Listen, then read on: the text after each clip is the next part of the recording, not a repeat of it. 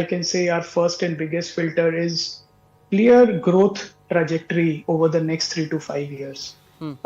So we do not start by looking at valuations. Valuations come later for us. Of course, they are a big part of our investment decision making. But what we want to see is how and why are these companies going to get on a rapid growth path of 25-30% annual increase in top line and earnings, margin expansion, everything that is a dream for an investor for next 3 to 5 years. And that is where most of our research is focused. And there we find Shalji, companies which have either been going sideways for last 3-4 years because they were making a base for growth, and now that growth is coming in. So we like to catch them at just that point where they have underperformed the market, but all the hard work is now going to come into play.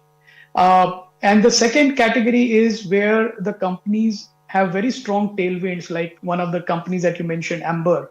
And then we also have similar companies like Sirma SGS and Keynes in our portfolio, the whole EMS basket, which has very strong tailwinds in its favor anyways. Our strategy is basically growth investing, and that's what we like to see. Sometimes we find growth companies where they have underperformed, now ready for growth. Sometimes we find companies that are primed for growth in the core business itself and that have grown in the past also and will continue to grow. So I think that is our prime filter. And then of course there are other things that come into play. That is the growth generating higher free cash flow, because we don't want to look at companies that are using balance sheet to support growth. What we want to see is that the growth is leading to higher and higher free cash flow. And that free cash flow is being generated and invested back into the business to generate an even high ROI. So how is the ROI moving, ROE moving, and ROCE moving along with the company's growth? Those are the important things. So I think these are the filters once we are satisfied. And of course, founders and management reputation, how are they seen in the market by different stakeholders? That is another big filter for us. In your letter to unit holders, Abhayji, you start with the defense and aerospace as a 5-year strategic outlook, where you may place fresh money or you have existing stocks for your unit holders. How do you, the last time we met, between that and now, we've had two major global events. One is the 90-hour war between India and Pakistan, and of course the US, Iran and Israel conflict. No matter how you see it, it's continuing.